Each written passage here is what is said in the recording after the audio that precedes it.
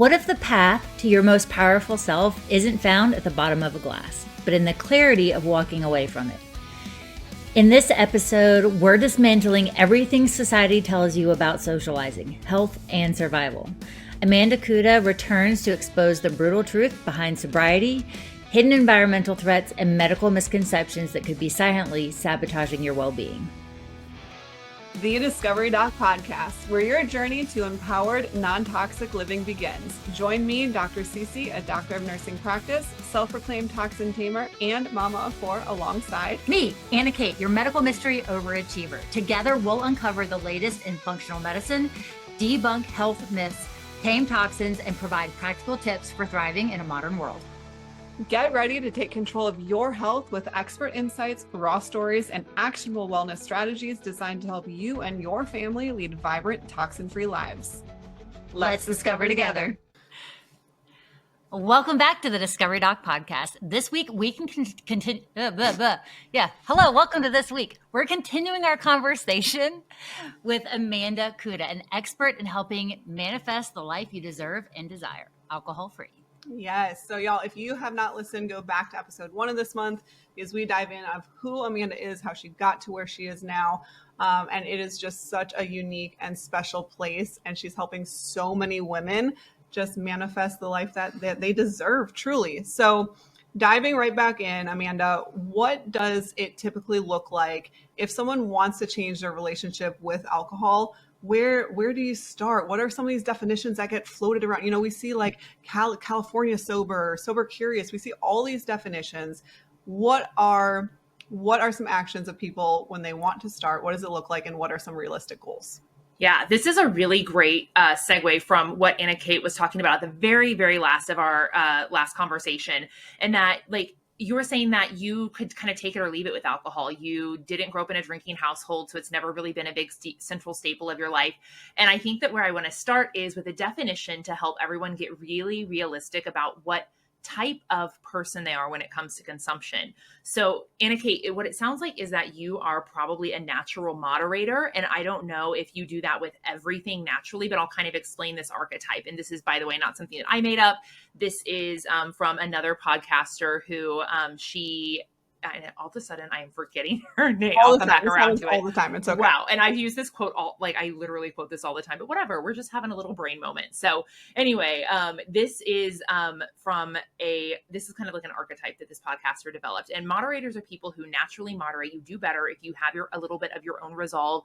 Your own willpower is never a problem. In fact, if you take that off the table, then you really struggle. So it doesn't matter if it's food, dieting, exercise, whatever, you are able to like have a pretty moderate lifestyle with things. Does that check out? Yeah. Yep. Yeah. Based on what you said, I'm like, absolutely. You are 100% a moderator. And that's what we all covet. It's like the holy grail. Oh my gosh, if I could only just have this built-in willpower, this would be so great. And when we say we, I mean people like myself who are actually Gretchen Rubin. That's her name.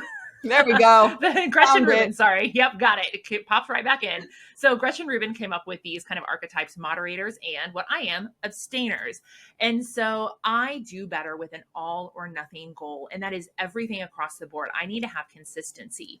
So for me, even though I thought moderating alcohol was very romantic and sexy, and that's what I wanted to get to, it was so much trouble for my brain to make sense of it.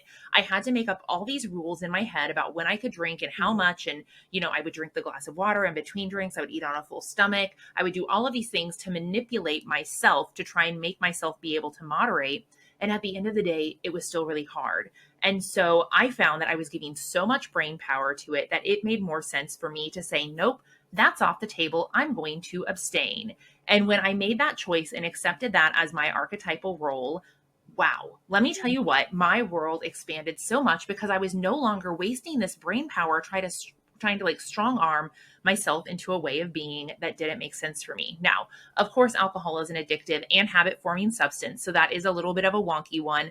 And yet, because I wasn't addicted and because I didn't have a problem, I was able to choose, I'm going to abstain from this substance. And so I can then kind of like pivot into those different ways of talking about sobriety, but I really wanted to like let the audience hear, maybe I'm a moderator and this isn't a big deal for me, or maybe I would like to be a moderator, but that's not who I truly am. So would it be easier if I just chose to abstain because that's more in line with the way that I think and act? And for me, that's exactly what it is with fitness. Either I am going consistently and I have a very structured schedule and it's all or nothing. But if I try to kind of listen to my body doesn't know.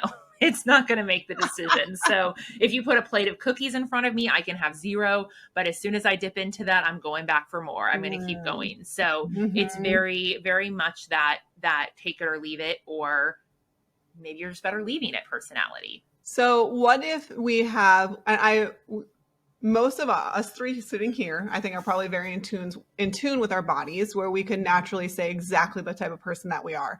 What about women who might not know where they fit in that scale? What are some good questions that we could ask them, or we could kind of plant the seed in their brains right now to help them decipher which one they are? Yeah. Mm-hmm.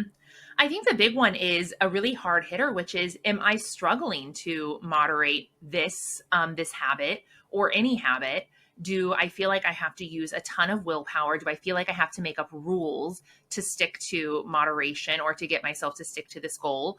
Or once I've decided, is it naturally just like, oh yeah, I can take it or leave it now?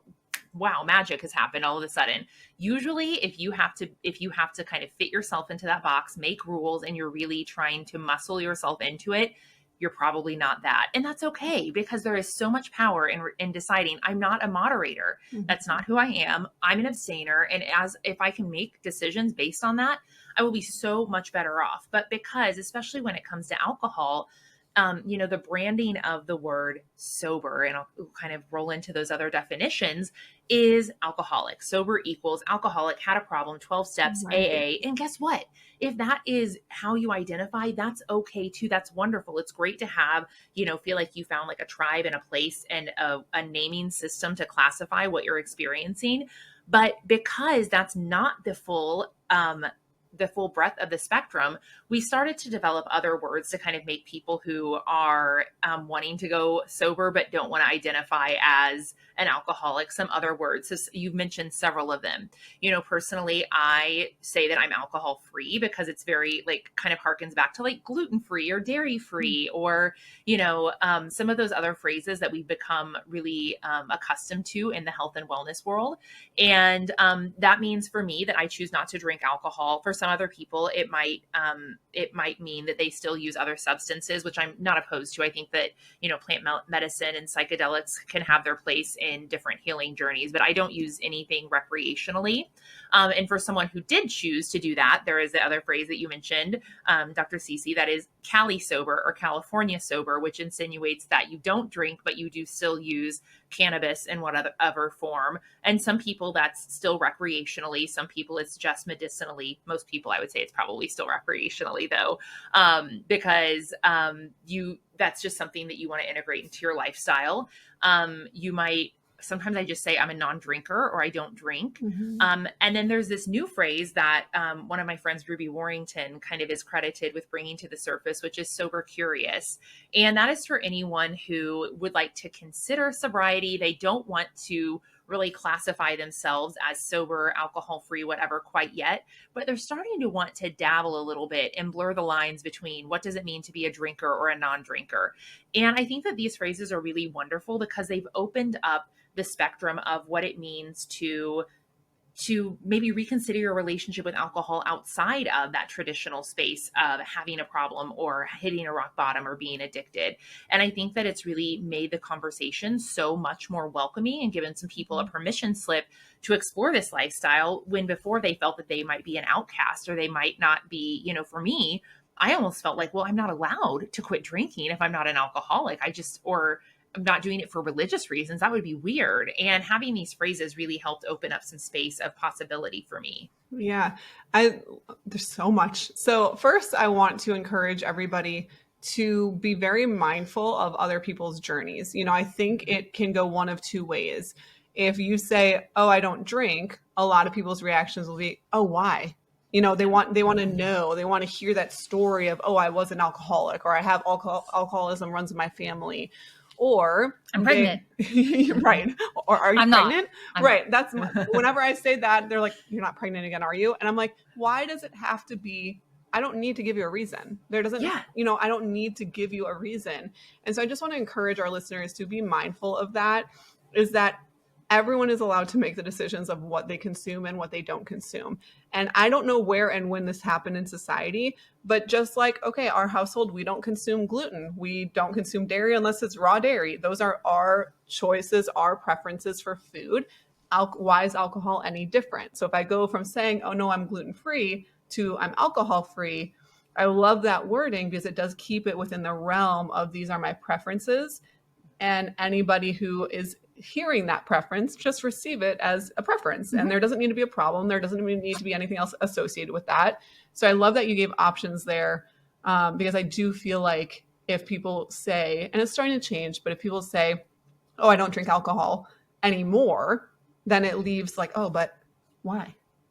What happened? Which, has anyone ever asked you that about dairy or gluten? No. They don't want to. They don't want to know. But for some reason, with alcohol, it is really, there's this great quote that it's the only drug you have to justify not using, and it's so strange, but it's because it is become so normalized, and people cling on to it because it is a security blanket and a Band-Aid. And let me tell you, I was one of those people. I never thought that I would quit drinking. When Facebook quotes, like having like little quotes up on your Facebook page were a thing. I had 3 or 4 that were about alcohol, and I thought it was so cute and funny. And it was such a part of my persona and my personality.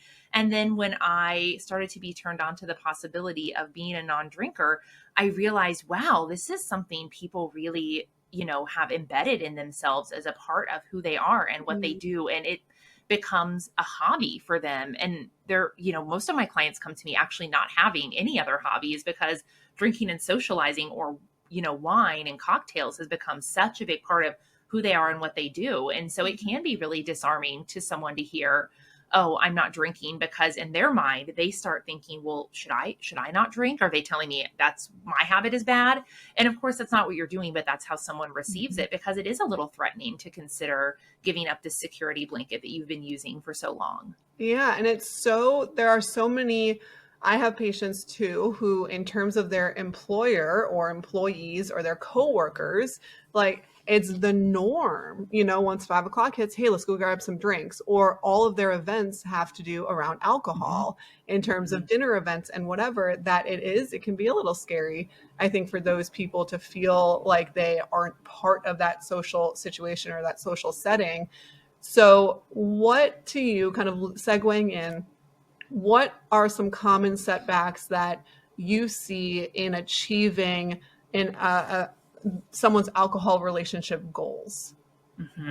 I think that the first thing is not committing to really taking a break. We commit to all of these wobbly goals, which are, I'm going to try not to drink, or I'm going to drink a little less, or I'm going to only drink on special occasions. Well, guess what? You can make anything a special occasion if you try hard enough. Like, oh, this was a really crummy Thursday. I am entitled to a drink, or, peer pressure and wanting to fit in, and all of these things that we do to classify ourselves as normal and as similar to other people can be really distracting when we have a big goal. And so I want to remind you that if you want to have an extraordinary life, you have to stop doing what ordinary people are doing. And there's nothing more ordinary than drinking alcohol. So if you have, most of the people listening probably have a health and wellness goal, something that they're trying to achieve, or something that they're trying to, for lack of a better word, like get over some sort of health or wellness concern. And there is no faster way to do that than to give your body the potential to optimize. But that's in every area of your life.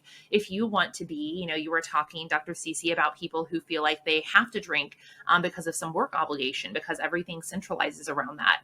I will tell you what, if you want to be super successful in your career and work smarter, not harder, quit drinking alcohol and watch that be the competitive edge that cannot be matched. You will be a stronger salesperson. You'll be a stronger executor at whatever it is you're doing, because you're going to approach it with more energy and a clear head. And I guarantee you'll start to get, I'm not telling you to start working more and to be this girl boss or guy boss or whatever, who's really hustling all the time. You will get more done in less time if you have your full mental and emotional faculties about you. And the reality is, If you're drinking at a consistent, regular basis, you probably don't have that. And so I would say to give yourself a fighting chance to have some of these experiences that you've told yourself you need or deserve alcohol, and give yourself a fighting chance to see what it's like to experience life without it. And for that, you really have to take a significant break in order to have those experiences.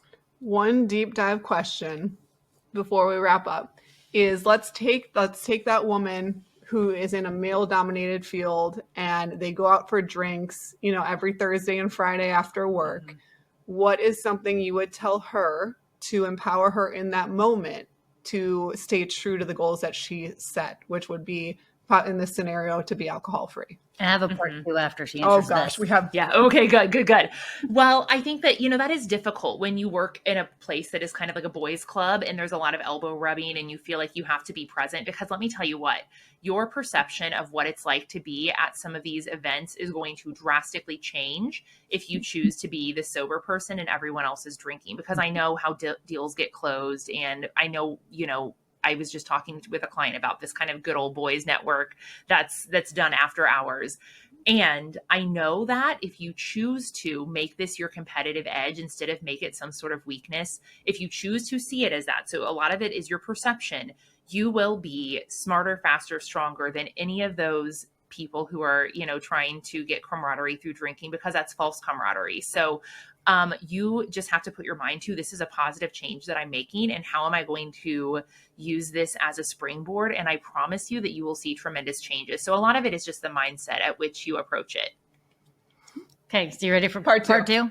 Okay, so taking that financial obligation that is usually spent on going out and alcohol, how would you recommend that our subject reallocate those funds into personal development or expanding her mind and becoming a better sales, like using that acumen to embrace and expand the rest of her life? So what advice would you give her if saying, hey, all of your financial obligations that you've been pouring into alcohol, we're going to redirect it into something else that's actually going to help you grow, and your future self is going to thank you for?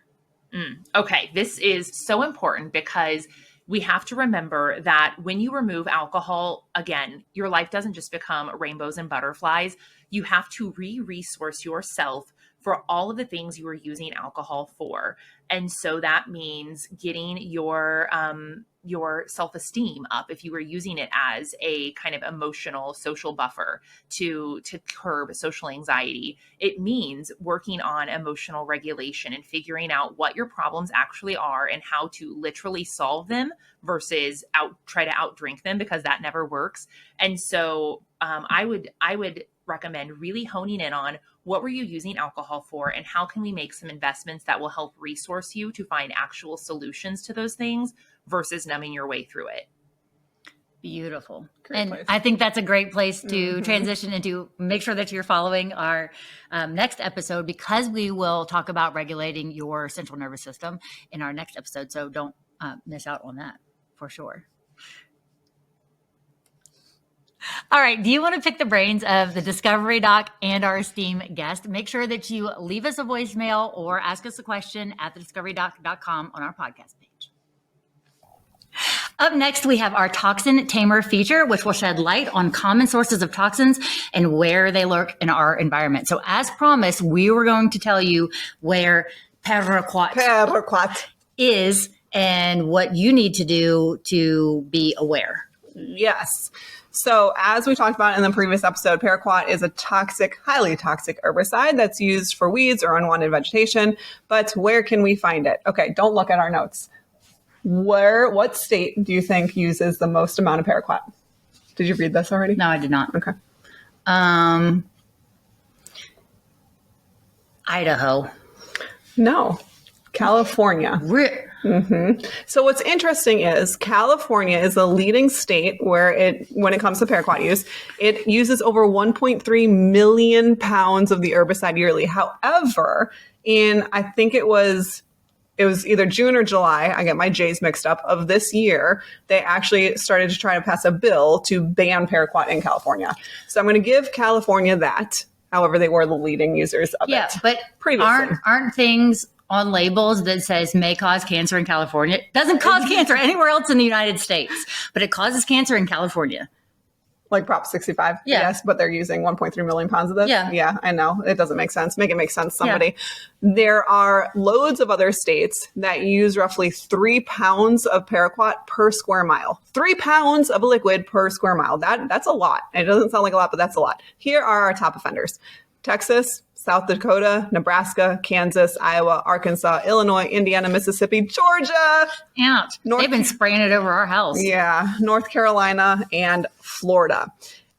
In some more stats, just because I think it's important to know, there are about 9.7 million acres of land in Florida that encompasses about 47,000 farms where Paraquat is used.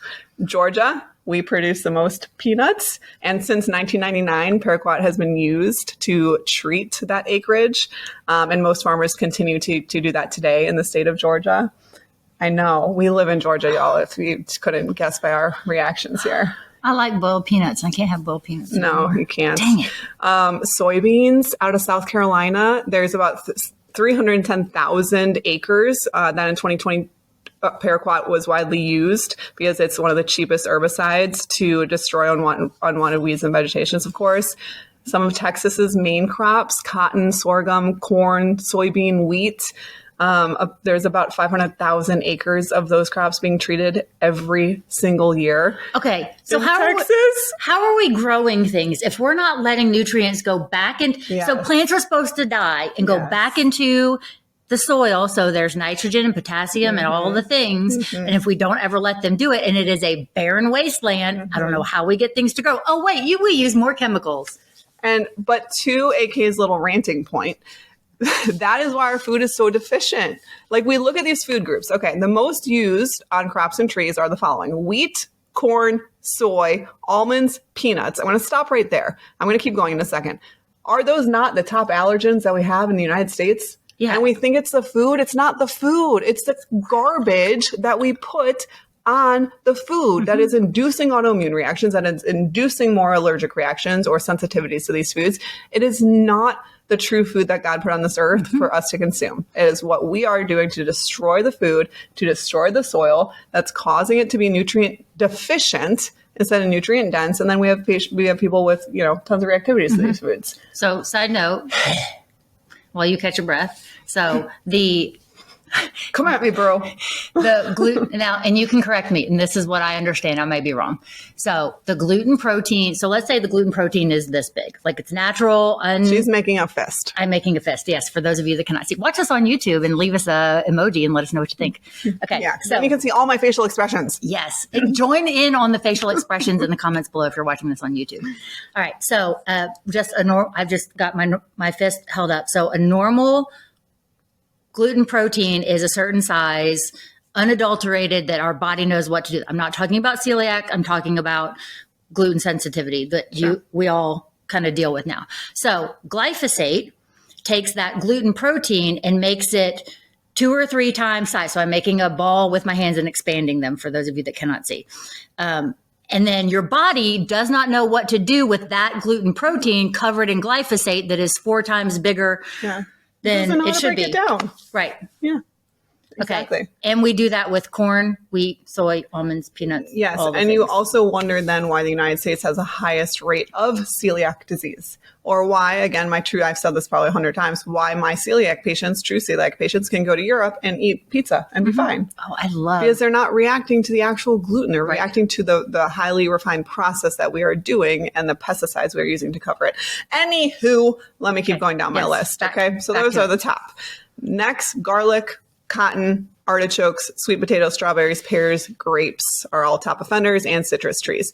It is important to note here that Paraquat has been commercially available and used on our crops for more than 50 years. And it's estimated that current farmers in the United States use 8 billion pounds of Paraquat per year. So if you're wondering why our children and this recent generation are sensitive to so many things, that is why. It's not the food. Yeah, it's what we do with it. And there are, correct English, a lot of lawsuits and current litigation that's targeting Roundup, right? That's old news. We know that. which is, again, a weaker glyphosate-based herbicide. Keyword weaker, that many farmers had turned to then using Paraquat because glyphosate is under such investigation right now. So that did not help the cause. They just turned to a worse alternative in terms of our health. Glyphosate is the lesser of these two evils. Yes. And neither one of them are good. Exactly. And so that to me is bananas. And we'll get into more of the research kind of behind it and what the EPA is saying and things like that in the next episode, because I think that is also crucial to our understanding of why something like this just is not banned. Yep. I'm hoping that the United States gets on board with the EU. I know, me too. In 2025. Relegations, yeah. Regulations, whatever that word is. Could you not think of the word regulations? No, you're thinking of a different word. Yeah. Oh, I don't. There are two words that have very similar letters. Okay.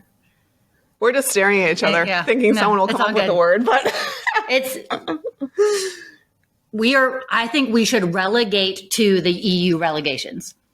There we go. Regulations.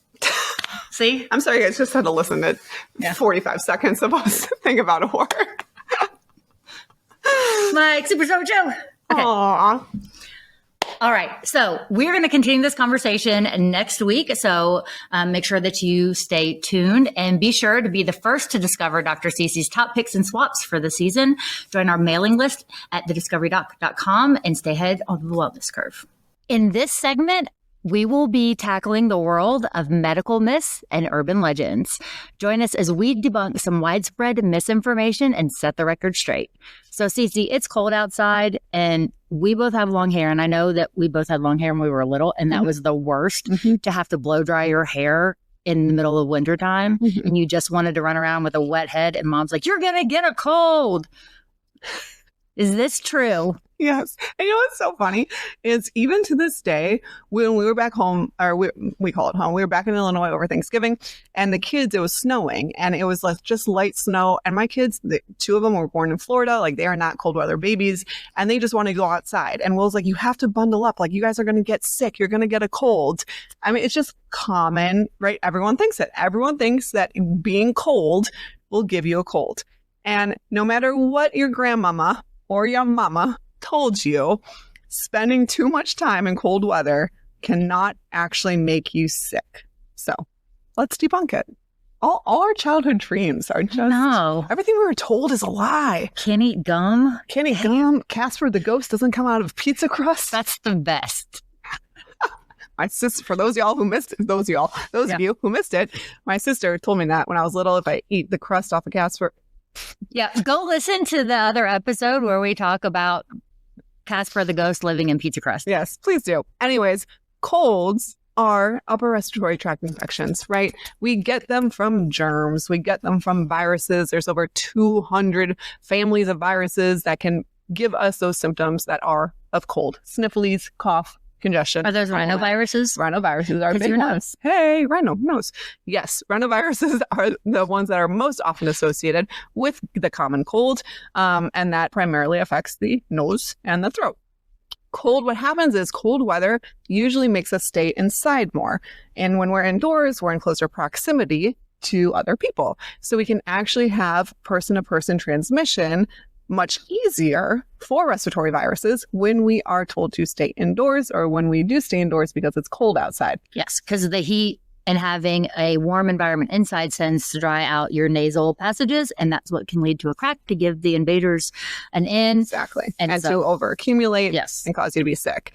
This is pretty fascinating. There are actually studies that have proven that healthy individuals who spend time outside, who spend time in temperatures just above freezing, they are found to have increased healthy virus fighting activity within their immune systems. So is that like cold plunging? Right. Yeah, exactly. And so the reality is you're more likely to get sick when you're stuck indoors where germs are more easily passed than they are when you are outside in the free air.